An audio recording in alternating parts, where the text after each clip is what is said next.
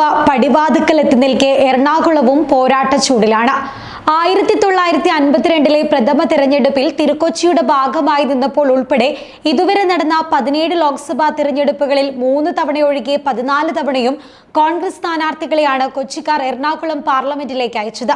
അതിനാൽ എറണാകുളത്തെ ഒരേയൊരു രീതിയിൽ മാത്രമേ വിശേഷിപ്പിക്കാനാവുകയുള്ളൂ: കോൺഗ്രസിനെ നെഞ്ചിലേറ്റുന്ന മണ്ഡലം. എറണാകുളം മണ്ഡലത്തിൽ കഴിഞ്ഞ 5 വർഷം കൊണ്ട് നടപ്പാക്കിയ വികസന പ്രവർത്തനങ്ങൾ ചൂണ്ടിക്കാട്ടിയാണ് UDF സ്ഥാനാർത്ഥി ഹൈബി ഈഡൻ ഇത്തവണയും വോട്ട് തേടുന്നത്. മട്ടാഞ്ചേരി, ഫോർട്ട് കൊച്ചി എന്നിവിടങ്ങളിലെ അടിസ്ഥാന സൗകര്യ വികസനങ്ങളും കൊച്ചി സ്മാർട്ട് സിറ്റി മിഷൻ ലിമിറ്റഡിന്റെ 1000 കോടിയുടെ പദ്ധതികളുമെല്ലാം ഹൈബിക്ക് ഇത്തവണ തുണയായേക്കും. സമുദായ സമവാക്യങ്ങൾക്ക് ഏറെ പ്രാധാന്യമുള്ള എറണാകുളം മണ്ഡലത്തിൽ ലത്തീൻ സമുദായ അംഗവും അധ്യാപികയുമായ KJ ഷൈൻ എന്ന വനിതാ സ്ഥാനാർത്ഥിയെ കളത്തിലിറക്കി CPM ഇത്തവണ മണ്ഡലം പിടിക്കാനുള്ള കരുനീക്കങ്ങൾ നടത്തിവരികയാണ്. സ്ഥാനാർത്ഥി പ്രഖ്യാപനം ഏറെ വൈകിയെങ്കിലും ഇത്തവണ വോട്ട് വിഹിതം 1.5 ലക്ഷത്തിനപ്പുറം കടത്തണമെന്ന ലക്ഷ്യത്തോടെ PSC മുൻ ചെയർമാൻ കൂടിയായ ഡോക്ടർ KS രാധാകൃഷ്ണനെയാണ് BJP രംഗത്തിറക്കിയിരിക്കുന്നത്.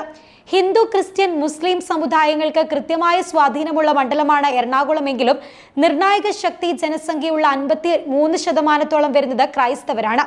അതിൽ തന്നെ 45% വരുന്നത് ലത്തീൻ സമുദായ വോട്ടർമാരാണ്. ഇവരാണ് എറണാകുളത്തെ തിരഞ്ഞെടുപ്പ് ഫലം തന്നെ നിർണ്ണയിക്കുന്നത്.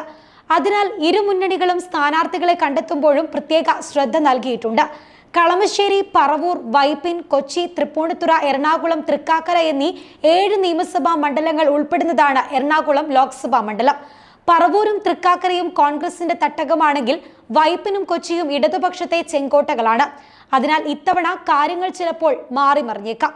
2019 ലോക്സഭാ തിരഞ്ഞെടുപ്പിൽ മണ്ഡലത്തിന്റെ ചരിത്രത്തിലെ ഏറ്റവും വലിയ ഭൂരിപക്ഷം നൽകിയാണ് എറണാകുളംകാർ ഹൈബി ഈഡനെ ഡൽഹിയിലേക്ക് അയച്ചത്. പിന്നീട് ഇങ്ങോട്ട് പരിചയപ്പെടുത്തൽ ആവശ്യമില്ലാത്തതും ഏതൊരാവശ്യത്തിനും മണ്ഡലത്തിൽ നിറഞ്ഞു നിൽക്കുന്നതും യുവാക്കളെ ഉൾപ്പെടെ ആകർഷിക്കാനുള്ള കഴിവും ഹൈബിക്ക് നൽകുന്ന ആത്മവിശ്വാസം ചെറുതല്ല. മാറുന്ന കേരളത്തിന്റെ മാറ്റങ്ങൾ അതിവേഗം ഉൾക്കൊള്ളുന്ന നഗരത്തിൽ വികസനം തന്നെയാണ് ഇത്തവണയും തിരഞ്ഞെടുപ്പിൽ ചർച്ചാ വിഷയം. അവിടെ ആര് നീന്തിക്കേറുമെന്നുള്ളത് കണ്ടറിയേണ്ടതാണ്.